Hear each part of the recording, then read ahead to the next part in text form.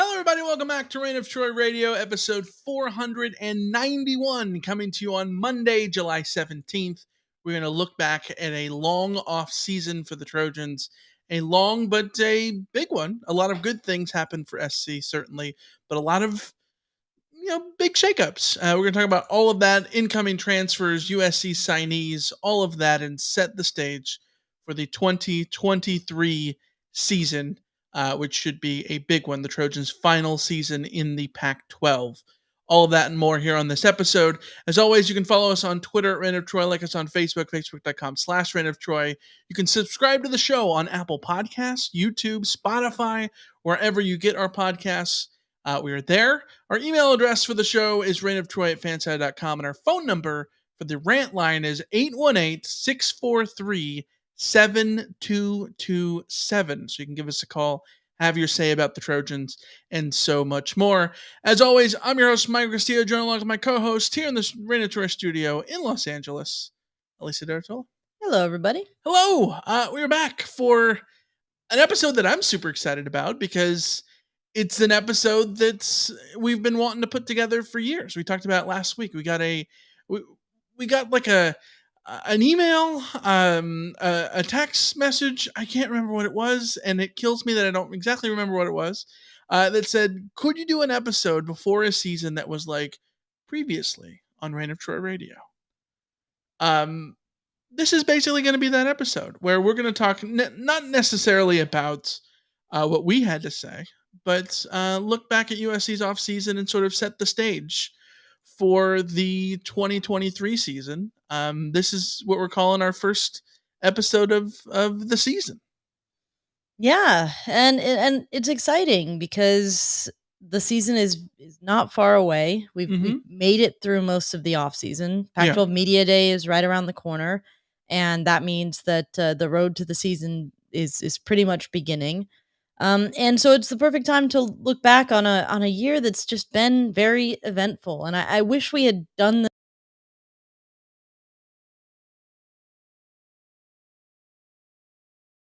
this. My nose was right in the center of it full time. I feel like it's good to take stock and recognize the vast change that has occurred in the last year and a half at USC. From the moment that Lincoln Riley was hired, I feel like USC has been going at light speed. Right. And even just since the end of last season, this offseason has felt like it's had so many different little speed bumps or things to look at, things to see, things that probably maybe even like half of our listenership maybe missed. Because there's stuff that I missed, and I'm in the thick of it, in certainly in regards to this podcast. So I'm excited to roll back through what's been going on. Yeah. Before we get started, we want to let you know that this episode is brought to you by DraftKings. And SC fans, if you have not signed up for DraftKings, this is the perfect opportunity, because if you're a new user, you can receive $150 in bonus bets instantly after following just 3 steps. Create an account, deposit, and then wager $5 on any sport. Whether your first wager wins or loses, you'll still receive $150 in bonus bets. All you have to do is use the code Reign of Troy, all one word, when you sign up. All the information should be in the description if you're watching us here on YouTube. If you're listening to us on Apple Podcasts, go to the show notes and the description of the podcast there. It should be in there. And the best part is using the code not only gets you the bonus, but also supports us to allow us to grow the podcast and do more things. So we're excited about that. Of course, this offer is available to new customers who are 21 plus.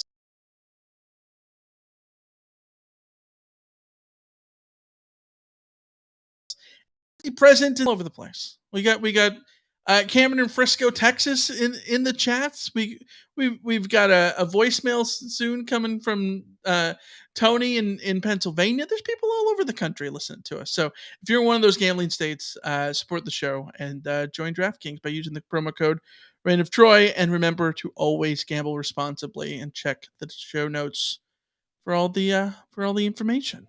But Alicia, I'm super pumped about this one too, because One of the things that you and I got into during COVID, during the whole pandemic thing, um, was Formula One. And one of my favorite Formula One podcasts, I listen to like a million of them. One of them is Shift F1, which is an American F1 pod. And they do this thing every year where they have a preseason primer episode.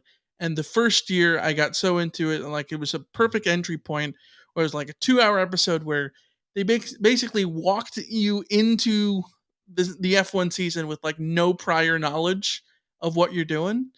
I kind of want this thing to be a yearly thing for us to, on a similar vein, except we're not going to break it down. We're not going to show you like, okay, remember that if you win a Heisman Trophy, the numbers are retired, the colors are cardinal and gold. Give you the words to the fight song, tell you how to pronounce uh, Trousdale, etc. Like we're not going to do that thing, but I think we're going to walk you through the off season and set the stage for the 2023 season. Why do I keep saying set the stage? I don't know. Because we're setting the stage. It's accurate. I mean, yeah. It's accurate. We are setting the stage for the 2023 season. Yeah, and if you're joining us on YouTube, we're happy to have you along for the ride. We've got a bunch of people in here: Bart, Ernesto, Tim, Cameron, Kenny's here, Cigar's here, Rema Murdy, Donnell, multiple Tims. A billion people are here. We're super excited about that. So let's just get into it with episode 491 as we inch towards number 500, as was mentioned in the chat. All right, we have to start these off-season review with briefly looking back at the 2022 USC Trojans. The Trojans in the very first season of the Lincoln Riley era. He was hired at the end of 2021 to replace Clay Helton, of course. And the Trojans in year one, I think, surpassed expectations. Would you say they surpassed expectations? Trojans went 11-3, 8-1 in the Pac-12. Lost the Pac-12 championship game, lost the Cotton Bowl. But would you say that they surpassed expectations? I would say yes, because I think reasonable expectations would not have had an 11-3 record. Pete Carroll went 6-6, 6-7, I think. Yeah, I'm trying to remember what we said going into last season about the Pac-12 specifically. Mm-hmm. I think that where they didn't surpass expectations is that at a certain point in the season, it became very clear that USC could/should win the Pac-12. And I don't know that I would have made that prediction going into the season, but by a certain point in the season, that was the goal. That was a reasonable expectation, and that was not met. Winning the bowl game should always be an expectation, so that was not met. So I would say they exceeded expectations. Maybe could have done more. Certainly, the ending of the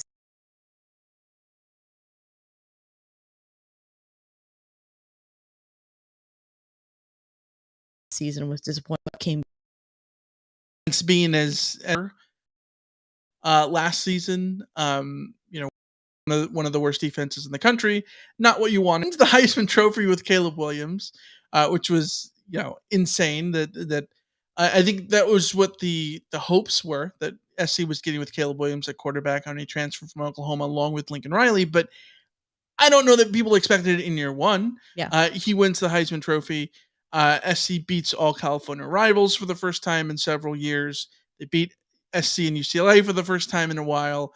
Of course, they lose to Utah in the Pac-12 championship game, in a game in which Caleb Williams gets hurt, but he comes back for the Cotton Bowl.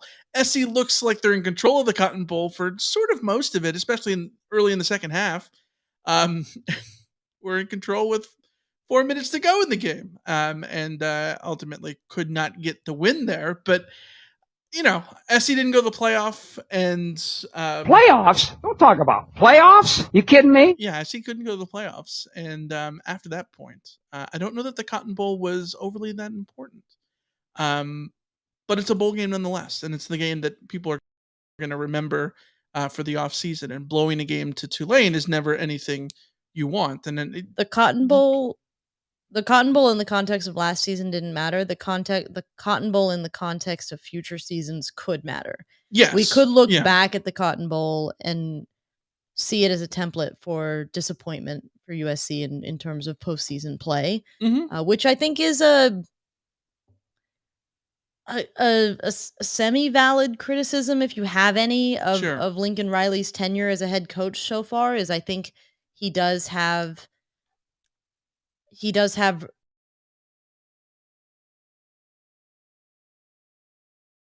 room to grow, and but also it was year one at USC. The man is 39 years old. Like I feel like I'm nitpicking. The way I look at it, to SC's credit, and I think one of the reasons that you can take the Cotton Bowl seriously is that SC performed in that game as they did for a lot of the games down the stretch, where the offense looked completely unstoppable when Caleb Williams was healthy, and the defense looked like a sieve, right? Like that was the expectation, and that was what this team was. And there were questions on special teams throughout the season. Yeah, so and it finally came to bite them in the end. Yeah, with Mario Williams muffing the punt at the goal line or muffing the kickoff at the goal line and all that stuff. So, yeah, either way, SC goes 11-3. Great first season for Lincoln Riley, but a lot of things to grow on, especially even with the Heisman winner. Which leads us into the offseason. A lot of roster turnover. There was a lot of roster turnover in year one. We know that Lincoln Riley sort of built his team out of the transfer portal, and built this SC lost like 30 something players last year, or whatever it was. I don't remember the number off the top of my head, but this season, SC's sort of a similar predicament. This season, SC loses 30 players this offseason. Those 30 players include 10 graduates, 1 retirement, 2 early NFL entries, and 14 players who departed in the transfer portal. Let's start with the graduates. It's wide receiver Terrell Bynum, Josh Follow, Travis Dye, Brett Nealon, Andrew Voorhees, who's drafted by the 7th round, or in the 7th round by the Ravens. Offensive lineman Bobby Haskins, Brandon Peely on the D-line, along with Nick Figueroa, and then 3rd round draft pick Mekhi Blackman at cornerback and kicker Alex Stadhouse. The retirements are Adonis Ote. He was a medical retirement, USC DB in the 2019 class. 2 early entrants who leave USC, who were big components to last season, were defensive lineman Tuli Pelotu. He just about led SC in everything on defense, including sacks and tackles for loss, one of the nation's best sack men last season. And SC loses Jordan Addison, who was the Biletnikoff winner, who transferred over from Pitt last year. He got hurt towards the later part of the season, but he was a 1st round draft pick by the Minnesota Vikings. And then leads us into 14 transfer portal departures. Before we talk about the transfer portal stuff, though, when you look at the guys that SC is losing, I think you have to start at the offensive line. Nealon, Voorhees, Haskins. Those are 3 starters, right? Yeah, and I think that those are, at least originally, those felt like the departures that USC was going to have the hardest time replacing. I think Tuli Tuipulotu probably stands on his own as a very difficult player to replace, but the fact that there were 3 offensive line contributors, starters, very sort of major figures on the line, those were the ones that felt like if USC runs into problems in 2023, it's going to be focused in on that particular area of loss for USC more than any other. USC's lost a lot of wide receivers, but wide receiver remains stacked. USC lost a lot of DBs, but the DB room has continually been re-upped and recruited well and all that kind of stuff. So the offensive line departures definitely felt like a potential Achilles heel for USC going into 2023. And I feel like my perception of that has changed considerably based on the way that the offseason has progressed. Although it's not completely gone, because depth there is still a little bit concerning. But that, if you had told me in January that I would be stressing the offensive line as little as I am come July, Yeah. I would have thought that, maybe I had knocked my head into a wall or something like that. Yeah, and we're going to talk about the offensive line in just a minute when we get to incoming guys, because there's 3 big incoming offensive linemen. All three could be starters. You never know with how this thing is going to break down. But let's talk about the transfer portal departures. SC loses 14 guys to the transfer portal. Those include Kyle Ford, gone to UCLA, Gary Bryant Jr. to Oregon, CJ Williams, wide receiver, to Wisconsin, wide receiver John Jackson III goes to Nevada, Malcolm Epps, tight end, goes to Pitt, offensive lineman Cortland Ford to Kentucky, and Max Gibbs to Jackson State, along with Jason Rodriguez, who originally medically retired, but then ultimately did transfer on to Nevada. Raylan Goforth is a Washington Husky at linebacker. Julian Simon and Tuasivi Nomura going to Tulsa and Fresno State, respectively, at linebacker as well. Defensive backs, Britton Allen to Utah, Xavier Alford to Arizona State, and Latrell McCutcheon, the newest departure, is going to Houston. Alicia, that's 14 guys who have departed in the transfer portal. 14 guys, to remember, are no longer on the Trojan roster going into this season.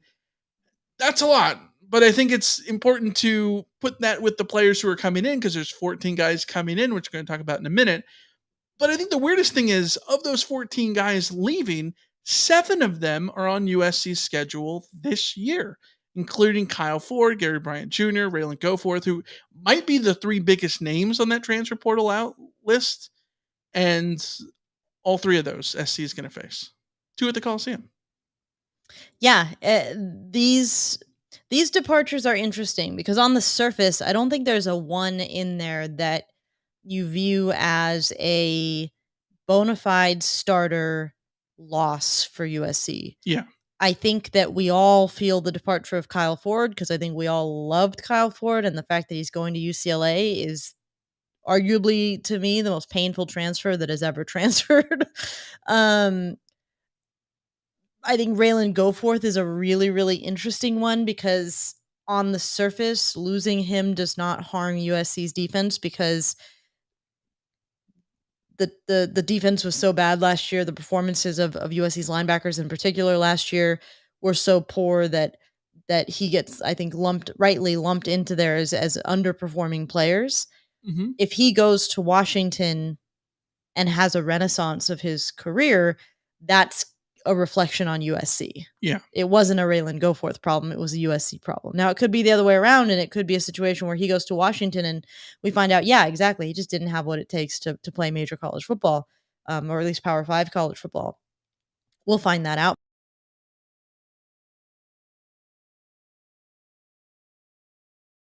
from him. Guys of transfers and feel see got worse for losing any of them, aside from a couple of depth pieces.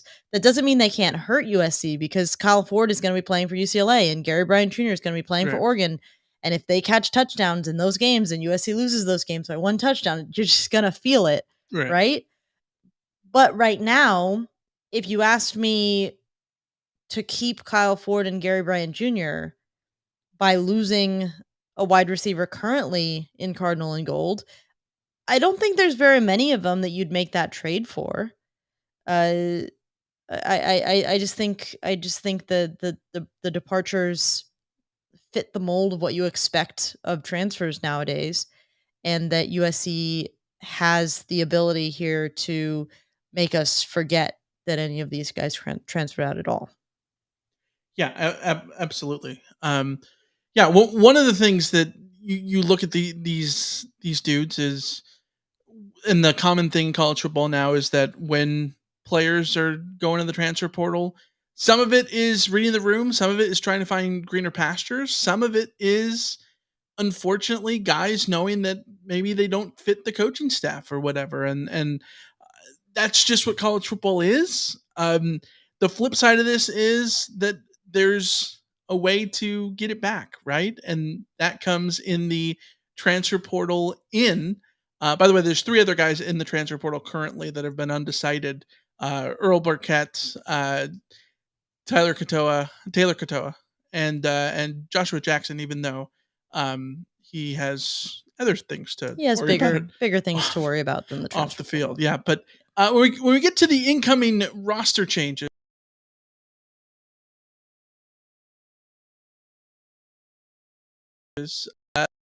for the transfer portal, guys in highlighted, of course, by Dorian Singer. Dorian Singer, one of the best receivers in the country last year at Arizona, certainly in the Pac-12. He's now a Trojan. Marshawn Lloyd joining as a running back from South Carolina. The 3 offensive linemen we talked about earlier, Florida, as Michael Tarquin, Washington State's Jarrett Kingston, and Wyoming's Emmanuel Pregnon. Bunch of dudes coming on the defensive line. Bear Alexander, Keon Bars, and Jack Sullivan from Purdue. Here we're having some audio difficulties. Let us know in the chat if it's slightly better. Is it out, or what are we doing? I'm worrying this might be an internet connection Uh-oh. issue personally, but just based on the way that my browser is currently operating. But yeah, well, yeah. if you're Sorry, guys. if you're hanging out with us, hopefully everything settles down. If you listen to us on Apple Podcasts, you're probably going to have this edited out. We'll see. Anyways, continuing on here, the transfer portal guys in the defensive line. There's Bear Alexander from Georgia, Anthony Lucas from Texas A&M, Keon Bars from Arizona, and Jack Sullivan from Purdue. Rush end, Jamel Muhammad, number 10. He's going to wear number 10 for USC. Brian Cushing's number from Georgia State. Linebacker Mason Cobb from Oklahoma State is here. And the defensive backs are Christian Roland Wallace from Arizona and Twacon Fagans from Alabama, along with punter Eddie Zaplicki from Arizona State. So a lot of dudes there, and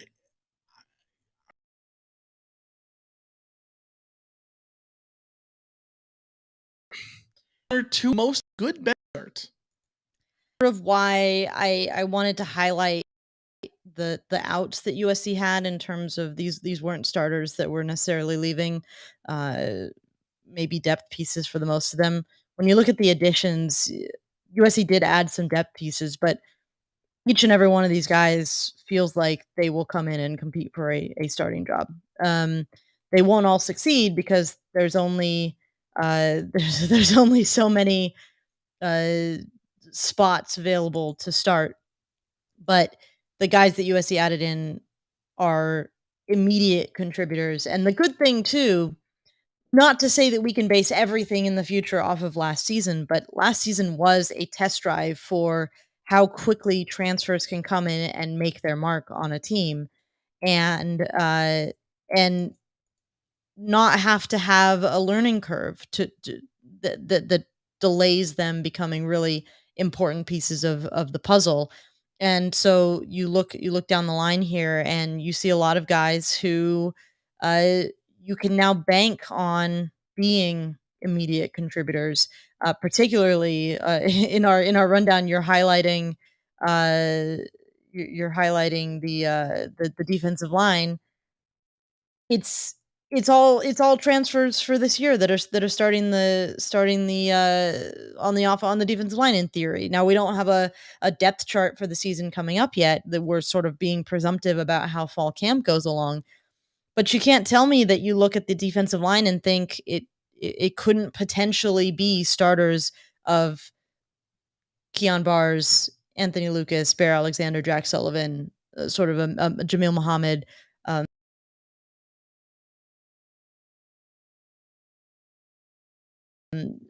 Looking that it feels like to plug out earlier, to plug in and play in their place in Yeah. Tarquin and Kingston and Pregnon, and it might not all go to plan. That's totally fair. They might not all go to plan, but the plan is right there in front of you when you look at this.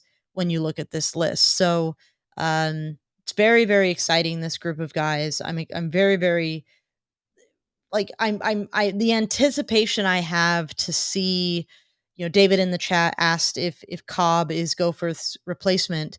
Absolutely, Mason Cobb is a replacement for a lot for practically all the linebackers that left. A lot is riding on Mason Cobb coming in and being the guy. And one of the good indications that he might be that guy, just based on the spring that they've seen from him, is who is USC taking at Pac-12 Media Day? Well, the obvious is Caleb Williams, and who's coming from the defense? It's Mason Cobb. Yeah. That says a lot. That says a lot that it's Mason Cobb, and it's not like USC doesn't have guys that couldn't have done that. They could have sent Bullock. They could have sent Caleb Bullock. They could have sent Shane Lee again, or Right. any of those guys. So the fact that Mason Cobb has stepped into that role so clearly should be very exciting from a USC perspective. So the future looks bright when you look at these transfers. And like I said, the evidence from last year suggests that the early windfalls could be coming from these guys. Yeah, this is a situation where, we had talked about it before. The problem with USC on defense last year under Alex Grinch, how much of that was USC's defense and the roster construction? How much of it was the scheme? How much of it was the play calling? How much of it was coaching? Whatever it was, probably a mixture of all of those things. But I think at this point, I don't know that you can give any more leeway to Alex Grinch going into the season, because SC went out there and they got like 4 and 5 star talent on the defense, elite guys on the elite recruits on the defense to plug in. So, and SC has basically handpicked their defense full of transfers, save for like Callum Bullock, like Kalen Bullock in the corners, where Yeah. you're looking at like Damani Jackson and Sierra Wright and those guys who are returning, who.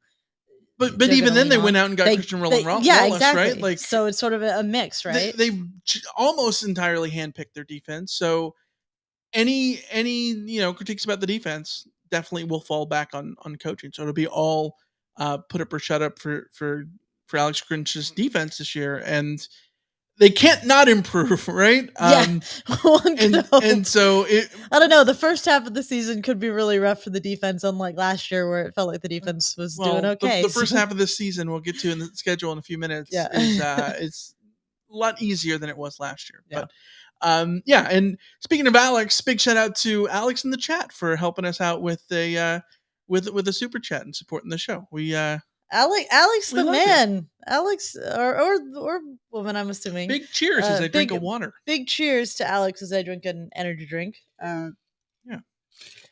Let's get on to the recruiting class that SC brought in this offseason. Ranked 8th nationally, 1st in the Pac-12.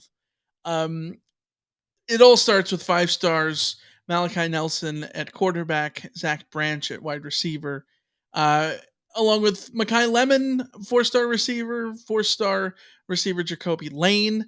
Then there's that big tight end, Deuce Robinson, 5-star tight end out of Pinnacle High in Phoenix. Tight end. Your Jimmy Graham, putting quotation marks. Your Jimmy Graham type tight ends. Yeah. It'll be exciting to see what he can do in this USC offense. 2 big running backs, Quentin Joyner and Marion Peterson, both out of Texas. Bunch of dudes on the offensive line, 5 guys all told, led by 4-star Elijah Page, also out of Pinnacle High in Phoenix. There's Amos Talalele out of Santa Clara, Micah Benuelos out of Washington, Alani Noah out of Sacramento, and Tobias Raymond, a 3-star offensive lineman out of Ventura. On the defensive side, the big ones to know: Braylon Shelby, 4-star rush end out of Friendswood, Texas. Alicia, Friendswood, Texas might be my favorite place name in a long time. It's a good place name. Frostproof, Texas. I mean, Florida was incredible. Might be the all-time best. Friendswood, Texas for Braylon Shelby, equally close. Which is fitting that he's at rush end along with David Peavy, who's a 4-star out of one of the greatest cities ever, San Diego. Sam Green, a 3-star out of Baltimore, Maryland. He was one of the stars of spring camp, by the way. Yeah, he looked great in spring. He's here along with two defensive interior linemen, Elijah Hughes and Dejan Lafitte, 3 stars out of California and Virginia, respectively. Dejan Lafitte is such a good name. Yeah. I don't know what it is. Maybe it's the Frenchness of it all, but like Lafitte is such a good. If you heard Dejan Lafitte, name. what are you thinking? I'm thinking jockey. I could see it. A little close to Lafitte Dejan than Kai, Lafitte. sure. Yeah. But I'm thinking jockey a little bit. And linebacker Tackett Curtis, the 4-star linebacker out of Many, Louisiana, another great name. Christian Pierce, 4-star defensive back out of Rancho Cucamonga, and another bright star of spring. Yeah, and Malachi Crawford, 4-star out of, I didn't note that down, but Malachi Crawford, defensive back, another 4-star. And SC now gets multiple Malachis spelled completely different. So welcome to college football, folks. This was my greatest complaint about being a USC beat writer. The number of names that are the same that are spelled differently. Jalen's with an E and Jalen's with an O and Malachi's and Marquise's and just all of the different, like there's Keyshawn. Taylors, different everything. Keeping track of all of that, absolute pain. But everyone's got their name and they deserve to have their name spelled correctly. So that's why you keep the roster handy at all times. Malachi Crawford, Maliki. I actually like Malachi, the spelling of this one, like because you got Malachi Nelson with the CH. Yeah, you got Malachi with the K. I haven't seen the one with the K, but I like the way it looks. Yeah, it looks like a Hawaiian island to me. A little bit. Yeah. In any case, this freshman class for USC is setting the table for setting the stage for future success for USC, hopefully on the lines. My bold prediction is that at least one of those offensive linemen is going to see significant playing time in 2023, and that's just based on past experience. Every time USC brings in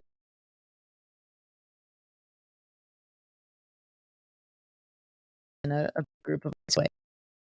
Yeah. So Andrew Voorhees was that guy in 2017. Yeah. But it on the offensive side of the ball, they can sort of pick and choose their battles on that front with these guys, and sort of feel like they're in the future. The defensive side of the ball is going to be way more interesting because you may need Sam Green, you may need Christian Pierce, and you hope that if we do see them, it's because they're that good and not because things have not gone to plan on defense. Yeah, 100%. Let's get into the coaching changes for the Trojans. Not much here, but still coaching changes nonetheless. Inside wide receivers coach Luke Heward was given the position permanently. He was interim last year after the untimely and unfortunate death of Dave Nickel. Did you have any complaints about the inside wide receivers last year? I certainly have no complaints about the job that Luke Heward did last year. So this makes sense. More power to him. Yeah. The big one is senior offensive analyst Cliff Kingsbury. I don't know if you've ever heard of this guy. Have you? It's a little alliteration. Cliff Kingsbury, double K's. I heard he was a star football player at Texas Tech. The prelude to a recent offensive coordinator at USC. Oh, wait a minute. Hold on. He was an offensive coordinator at USC too, Cliff Kingsbury, before leaving, of course, to be the Arizona Cardinals coach. Texas A&M Texas Tech assistant to Texas A&M OC to Texas Tech head coach to fired USC offensive coordinator for like 40 days and then hired by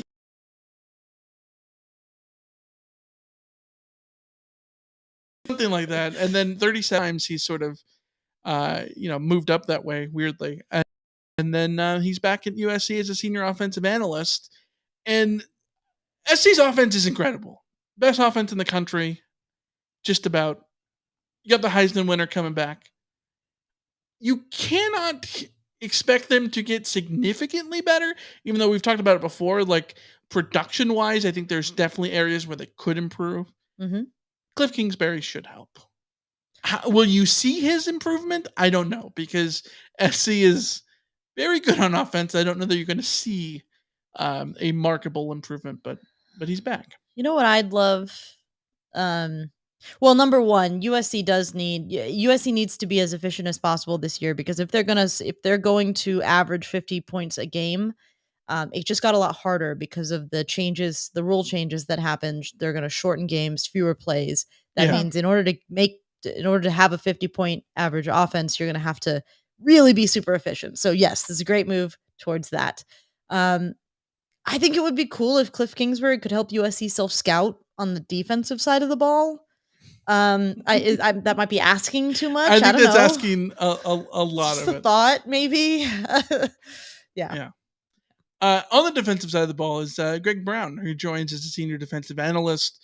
He developed 3 Jim Thorpe Award winners, including Deion Figures at Colorado in 1992, Chris Hudson at Colorado in 94, and Jerron Harleman at Louisville in 2014. So another guy to just help out.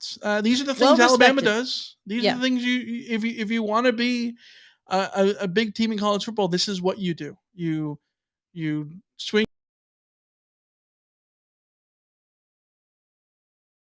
your proverbial thing around, and sort of way you make them an analyst. This is what you do, and SC's doing those things. Notable coaching changes on the schedule. Stanford has replaced David Shaw, who stepped down, with Troy Taylor, former Cal offensive coordinator.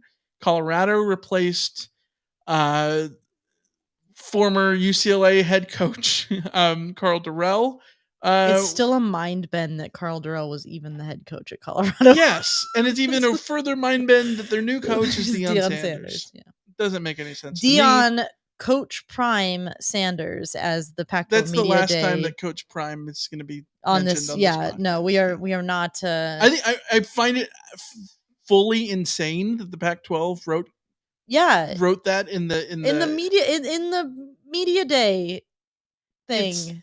It's wild to me. Like it's weird PR. Like, and I know that the Pac-12 needs to do that sort of thing to drum up attention, but like it's wild.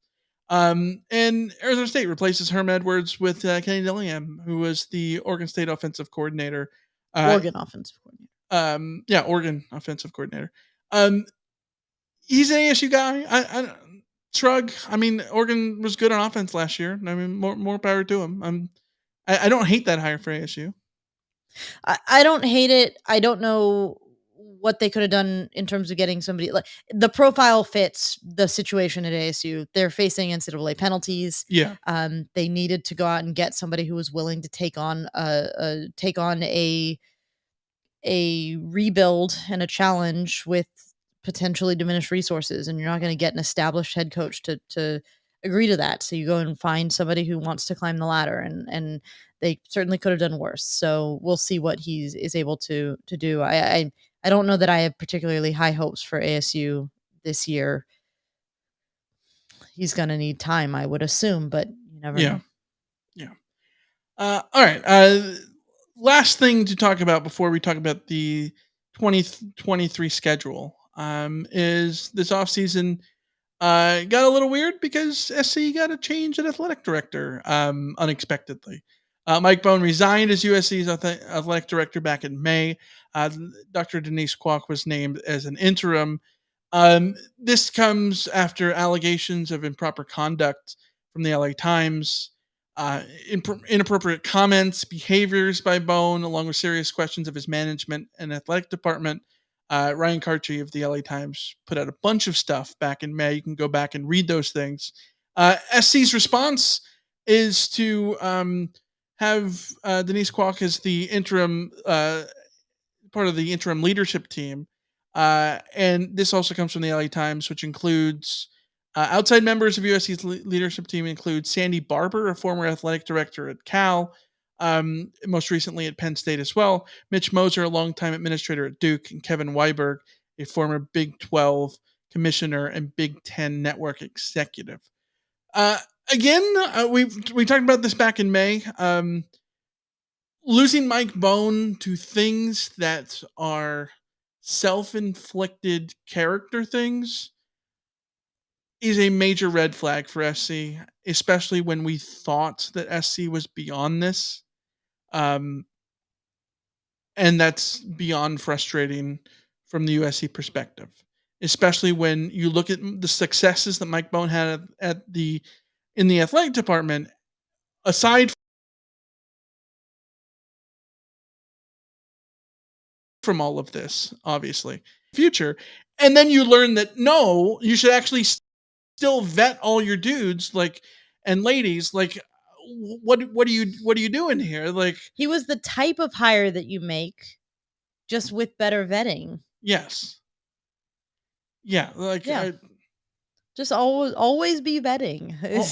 Yes, always vet your people. Vet your people. Vetting. This is SC's biggest but also, Achilles heel. Always be vetting, but also I'm gonna give USC the credit of when this came out, they instituted an investigation. They brought in an outside investigator to look into it. They came to a conclusion that they were going to move on, and then the transition plan, to my eye, looks like a good one for figuring out how to do this transition while transitioning to the Big Ten and all that kind of stuff. They're consulting with smart people. So, yes, it sucks that USC is mired in this kind of thing again. Mm-hmm. But I do see little seeds of progress that I'm going to just cling to, that the capability of doing things right is there. And that's my optimistic side speaking. Yeah. I actually think this is a case of optimistic, Alicia. Yeah, exactly. And so we'll see how that comes. It's no word on when the timetable is for a new athletic director. I would imagine you want that before the school year starts, which is like a month away, but who knows? I don't remember exactly when Lynn Swan was hired. Mike Bohn was hired in the fall, but that's the president. He was hired in the fall, but Swan left in September. Yeah, and Carol Folt wasn't hired until September. That was a whole or August weird or timeline. Yeah, whatever it was. Either way, so I'm not expecting anything anytime soon. Yeah, that's the way I'm. We will see it when we see it, and you don't have to get this quick. No, SC looks to be pretty stable in most of the sports at the moment, which is a testament to the things that Bohn was able to have Brandon Sosna help out with. Certainly. Mm-hmm. So get it right. You don't need to get it done quickly. That's my takeaway here. Let's talk about the 2023 schedule, which came out back in January. This season, SC starts with a week 0 game on August 26th. We're almost a month away, just under a month away, against San Jose State. It'll be 5 p.m. on the Pac-12 networks. It'll be hot, but at least it's 5 p.m. It's not horrible. By that time, it'll start to cool down. I think the Coliseum should be filled.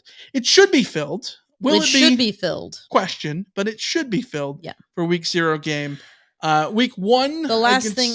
Yeah. Go sorry, ahead. this is the only thing I'm going to say on this front. The last thing I want to do is have to fend off rival fans or other fans from other places who are like, "Oh, look at how empty the Coliseum is." In reality, USC fans, there's no defending us if the Coliseum is not full. 2 things I hate talking about. 1, attendance. Yeah. 2, captains. Do not care what the captains are. I really, and I don't care what anyone, unless you're in the locker room, who really cares? I am actually curious who the captains are. Well, I don't know. I think it should be obvious. It really should be. It should be Dedich, Williams, Cobb, and Bullock. Don't care. If it's not, I will tilt my head and go, interesting. What's that meme with Stephen A? I do not care. Yeah. Okay. The schedule continues for the 0 against San Jose. On September 9th against Stanford, all 3 at home. The Stanford game is a night game, 7:30 on Big Fox. The Trojans will be off on week 3, September 16th, right in time for Alicia's birthday week. That's kind of nice.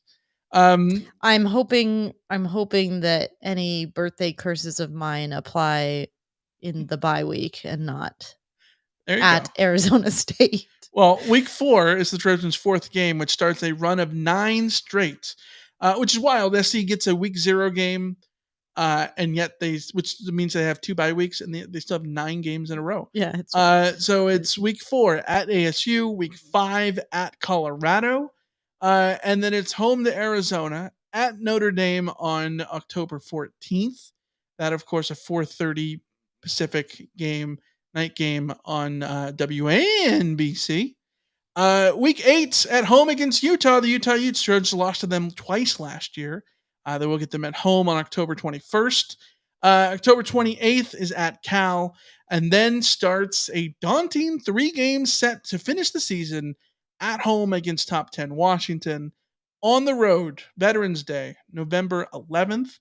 Armistice Day, and after this, I guess it will be an armistice because of the last USC Oregon game for the foreseeable future. November 11th at Autzen Stadium. And then November 18th, SC and UCLA at the Coliseum, Lockhorns in the city title game, followed by a bye week Thanksgiving. Third time we've had a bye week to talk about here in the last few years, which is kind of nice for Thanksgiving week. Followed by the Pac-12 championship game on December 1st, Friday night. So there you go. Let's talk about USC schedule. Of course, when we walked through it, I think the first 6 weeks looked to be pretty manageable for the Trojans, followed by a final 6 weeks that is full of difficult teams. Notre Dame, Utah, Washington, Oregon. You don't know what UCLA is going to be, right? Like, I think this is a situation where SC, we're going to get into our game predictions, a month from now. But I think just about everybody will have SC 6-0. Yeah. If USC isn't 6-0, then something. Pete Carroll wouldn't be 6-0, to be fair. That's true. Pete Carroll would lose to Arizona State. The Pac-12 road opener, fair. Baby. I think it's very safe to say that USC should be 6-0. The only, even if Stanford, Arizona State, Colorado, and Arizona are better than we expect them to be, those should not be teams that this USC team is losing to. The second half of the season, way more tricky. Yeah. Way more difficult to navigate, way more uncertain. That stretch of Washington, Oregon, and UCLA is the one that defines the season. Oh, yeah. Absolutely. 100%. And, Notre Dame and Utah back-to-back, too. Cal is the weird trap game. The obvious trap game. Obvious trap game. It's a 5-game set of really difficult games, and then Cal is right randomly in there. Yeah. Let's look at the early rankings. Athlon, ESPN's post-spring power rankings of Mark Slabaugh, Fox's post-spring power rankings of RJ Young, all have the Trojans at 4th. Phil Steele has the Trojans 9th. NCAA.com's preseason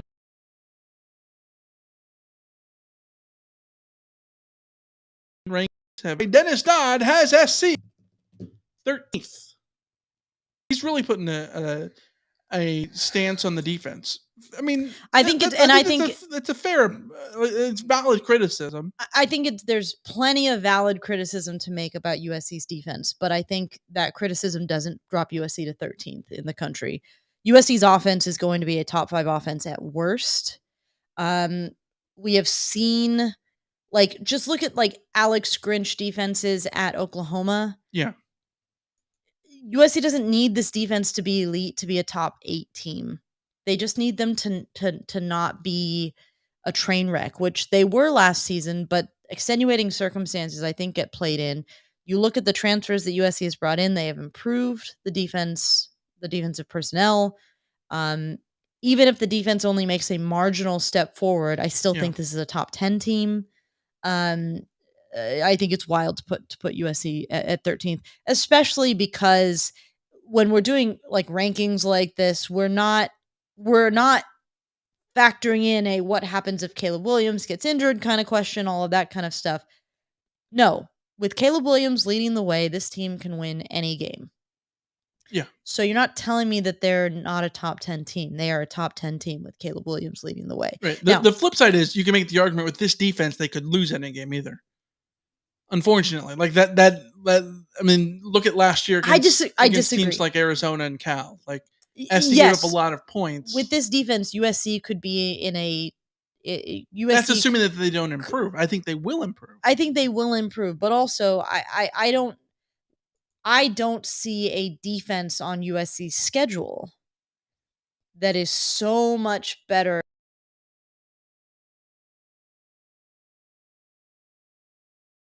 so much more capable of shutting down USC's offense. Like, even for instance, the games that USC lost to Utah had one of, if not the best defense in, Utah, Washington had the best defenses in the conference last year. Not Washington. Who am I thinking of that had the better defenses in the conference? Whatever. Either way, Utah, better defense in the conference, and they still got put points on by USC with and without Caleb Williams having an intact hamstring.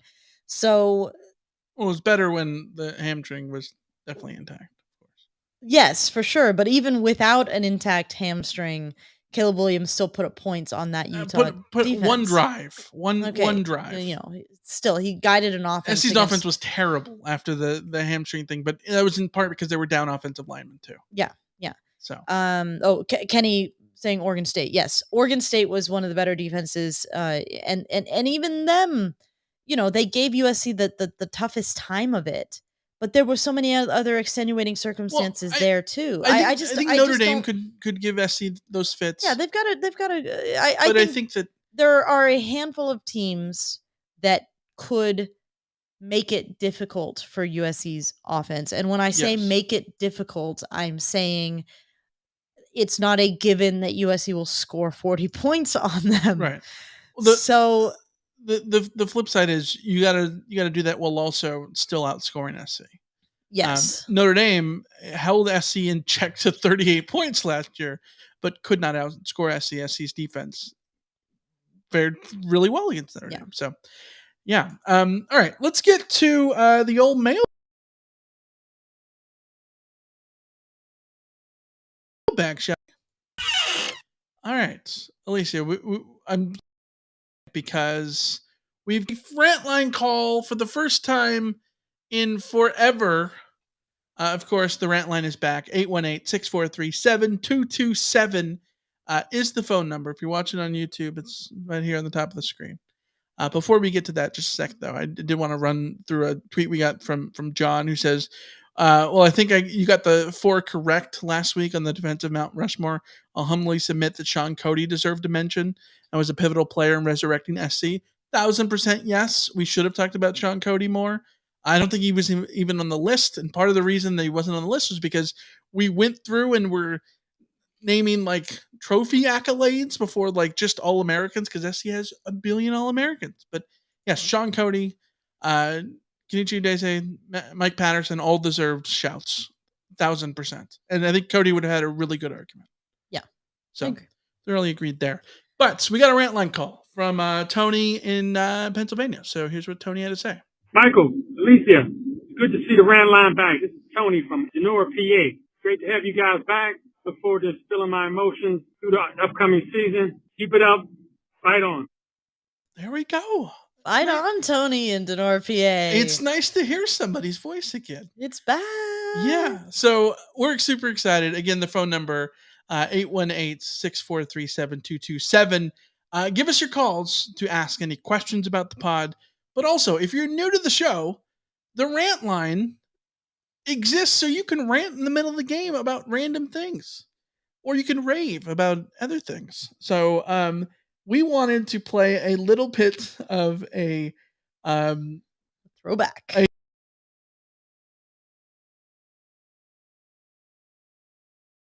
throwback together.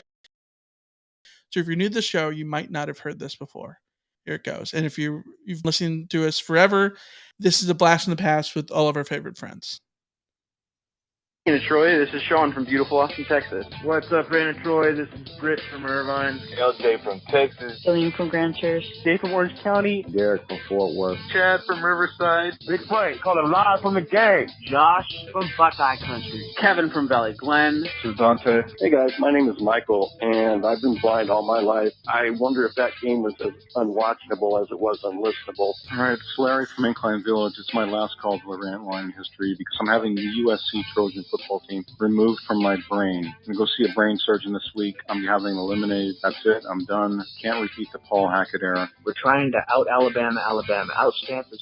No, it's the ball to your receivers. We're trying to be run first, but we're coming out like we're Baylor. I'm not even hoping for a win at this time. I'm just hoping for a first down. We just punted down 3 possessions in the fourth quarter. I'm standing in the parking lot of a B-Dubs, walking in circles because I can't believe we just gave up that lead. I can't understand how you punt that ball. I don't understand how you get no pressure on a quarterback in a whole entire fourth quarter. I don't understand how you can't pull up a blitz and the man has 20 minutes back there to throw the damn ball whenever you're sitting there losing the lead. Why is it constantly like this? Why can we not fire this man right now and get a staff in here who's going to be able to just do something? I mean, why can't we just win a game? Oh, my God. This is bad. I don't even know what to say. We have exhausted how bad this team is, and it's only the 4th freaking game of the season. If there is one happy person in this fan base, you just opt out right now because you're not getting the big picture. We're living in a world where Army is undefeated and USC.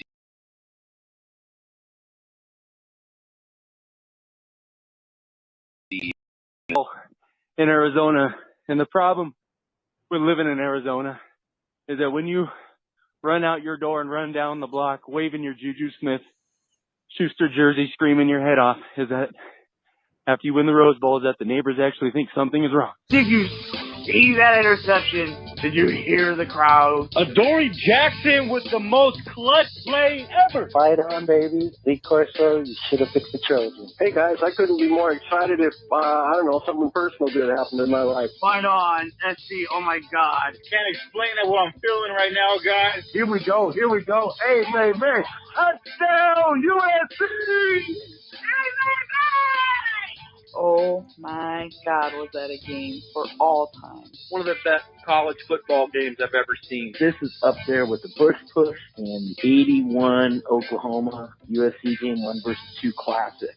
That was a tremendous ending. So fitting of this team. Scratch, claw, up against the wall. Respawn, so great. Oh, wow.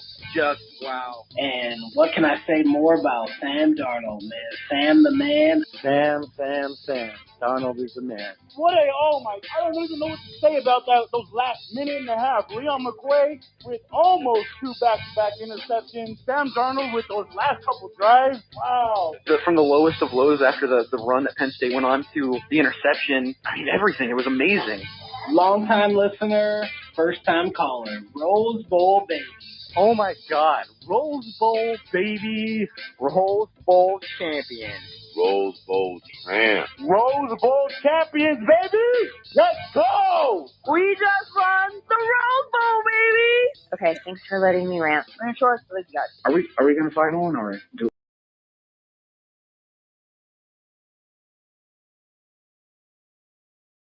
The camera, y'all. Oh, good. It's been a while. It's going to be so good to have the rant line back this year. It's going to be so good. Guys, if you're new to the show, if you've only started listening like in the last year or so, I can't express to you how amazing the rant line is. It's just my favorite thing in the world. And it was great too hearing so many of those made it into our intro for the show. Yeah. like I feel like our intro was basically just a cut up of the sizzle reel. Yeah, it was so good. Both Tims are saying "dang" right in the memories, and I've missed those. Yeah, absolutely. So give us a call during the games, before then, whatever. 818-643-7227. Save it into your phone right now. All right, we got a bunch of questions. Let's get to those questions. We're going to run through these probably rapid fire because we got so many of them. Cameron from Frisco, Texas says, if you were at Pac-12 Media Day, what question would you ask any coach or player in the conference and who would they be? We're not going, by the way. It's in Vegas later this week. We're going to talk about it next week on the show, though. Yeah, it's a bummer because normally we would be thinking of questions that we might be asking coaches and Yeah. players. I don't know. Any coach. You know, I got one. Okay. It's probably tiresome, but like, honestly, how happy or sad are you to not have to play SC anymore? Like, is it something that you like are glad that you don't have to play SC anymore? Are you sad because, you know, maybe you'd liked going to LA, you'd like to play in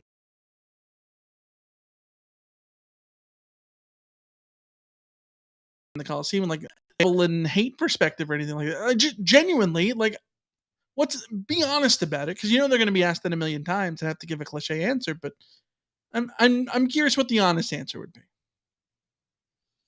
Yeah, and I think that's one of my problems with thinking of questions like this is you have to sort of accept that you're not going to always get an honest answer, and you sort of have to be thinking about like, is it worth asking this question if I'm just going to get the pat answer? But also sometimes it's worth asking a question because sometimes people surprise you and they give you the answer you're not expecting. So yeah, I don't know. I'd ask Caleb Williams if he wants USC to wear black jerseys because I just always think it's a fun conversation to have. You are a masochist, a chaotic, evil person. Cameron also says, rest in peace to Sierra Roberts. And yes. Absolutely. Rest in peace to Sierra Roberts. Trojan legend. Mm-hmm. If you don't know the story of how he ran all over Texas, go unsegregated Texas. Texas wasn't going to let USC bring their black players with them, and USC insisted. Texas tried to put the black players up in they weren't supposed to stay at the team hotel. They were supposed to stay at the Y across town. And the team said, "Hell no! If our teammates don't get to stay with us at this team hotel, we will leave." And they put their foot down, and Sierra Roberts absolutely just walloped Texas in a way that people just didn't wallop Texas at the time. Chef's kiss. Yes, absolutely wonderful. One of my favorite stories to tell when I was writing sort of throwback doesn't get features. talked about as much as Sam Bam. No, it doesn't, and that's disappointing because Sam Bam. Both stories are worth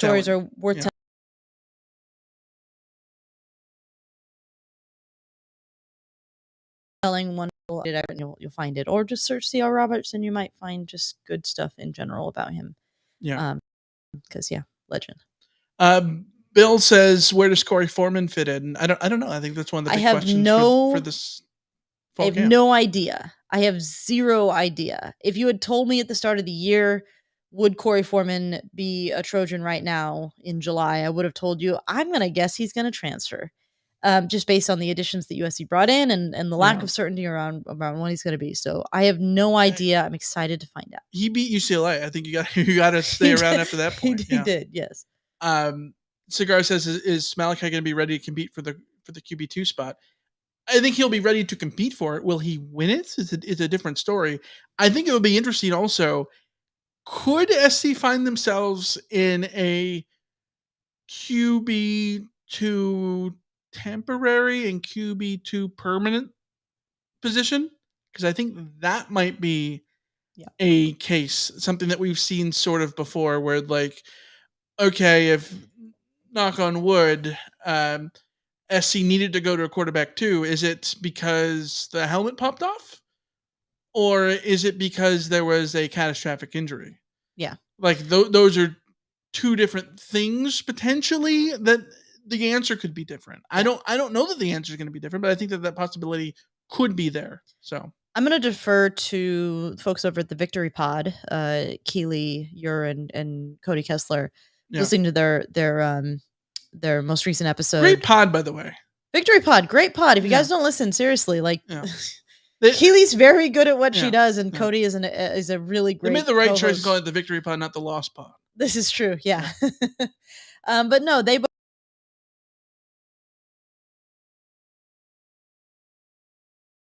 they were asked a similar question, QB2 job, and would be QB2 going into the season. So I definitely will defer to their knowledge of the situation. The one thing I'll say is something that I've been saying since the end of last season. If Lincoln Riley trusted Miller Moss, I think that we would have seen him play in the Pac-12 title game, and it's not. I know it's very difficult to take Caleb Williams out if he insists he can play. I get it, but I think that if they trusted Miller Moss, then we would have seen him play. That's sort of my perspective. I don't know. I think there's ranges of the word trust. Yes, absolutely, and I think Malachi Nelson has a long way to go before he reaches the trust where they wouldn't trust that offense with him. So like, I'm definitely not sitting here saying that Malachi Nelson is QB2. I just think that you are on the right track in terms of my feelings, that there's a difference between being QB2 and successor. Yes. Right. And I think those are two different roles that USC would have to figure out. David says, who's behind Bear and Bars on the defensive line? I feel like we need a couple more guys over there. So USC is bringing back guys like Stanley Taufo, and he has starting experience. So worst comes to worst, you have him starting there. You also have guys like Dejon Benton and Tyron Taleni and I feel like Benton's been waiting for a big breakout. Yeah, and I wonder if Solomon Bird has guys like Taleni and Bird and Tulia Pupu and those guys. It's just hard to sort of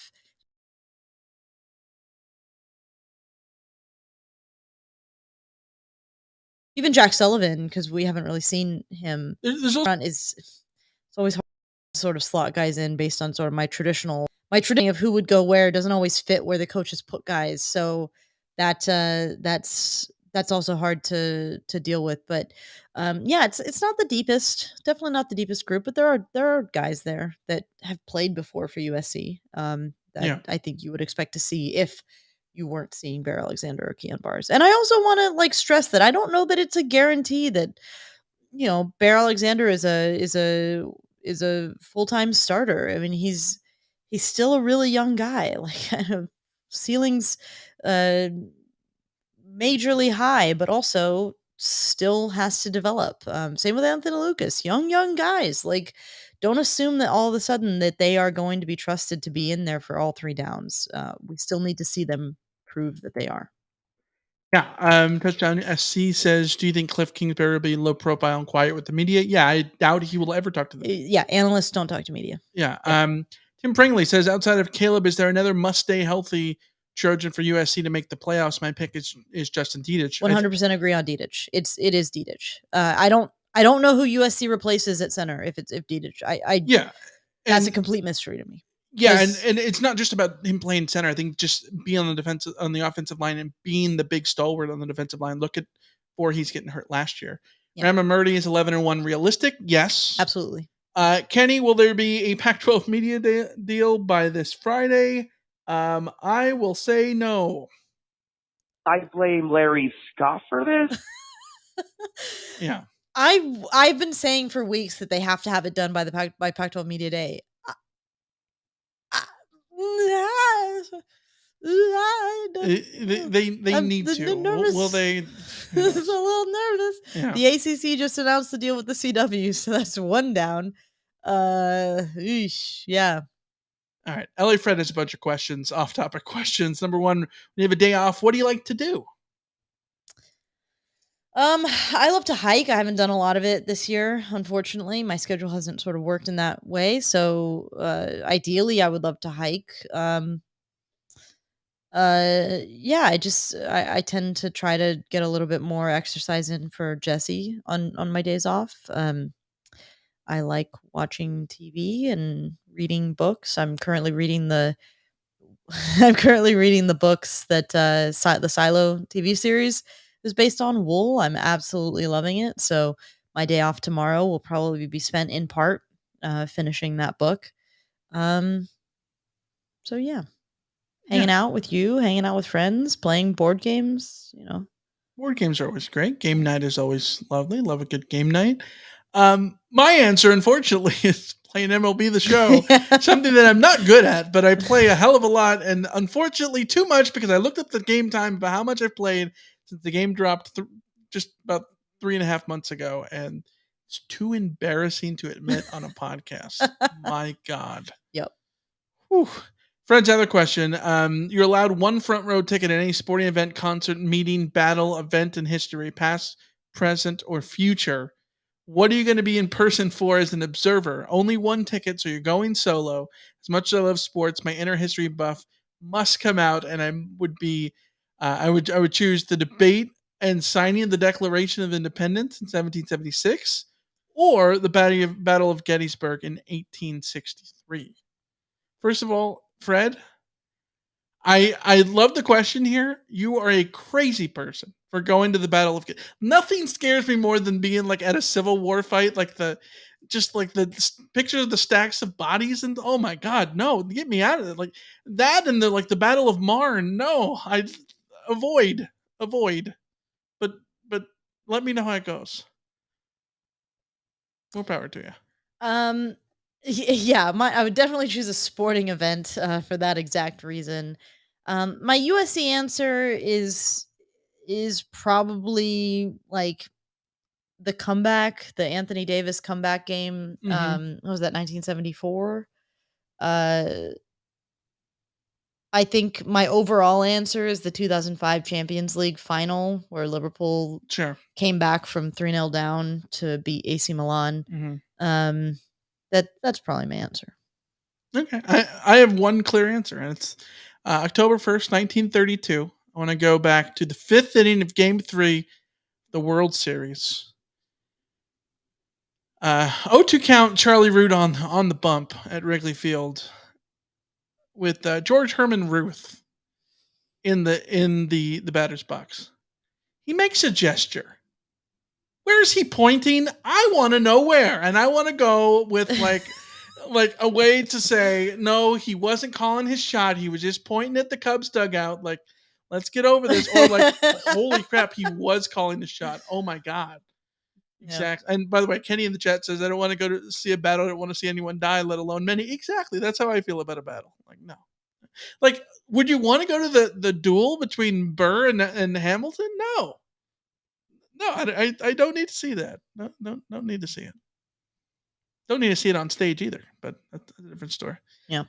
Last question from Tim in LA.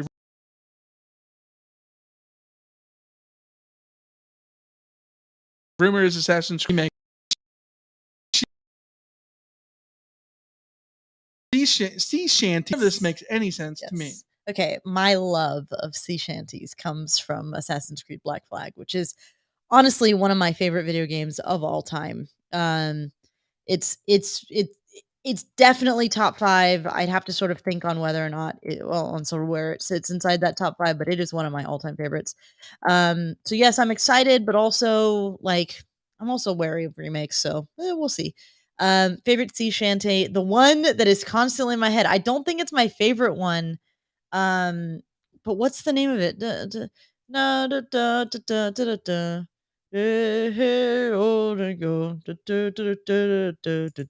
the jump to the randy dandy. That one, whatever that one is. No, not for me. Yeah. I love it. All right. We're going to end the show there. We'll be back next week to talk about everything that happened at Pac-12 Media Day and start to look forward to fall camp, which is coming up in a couple weeks. So we're super excited about that. We're super excited for you to join us here on YouTube every Monday at 5 p.m. And until then, we will see ya. See ya. See ya. See ya.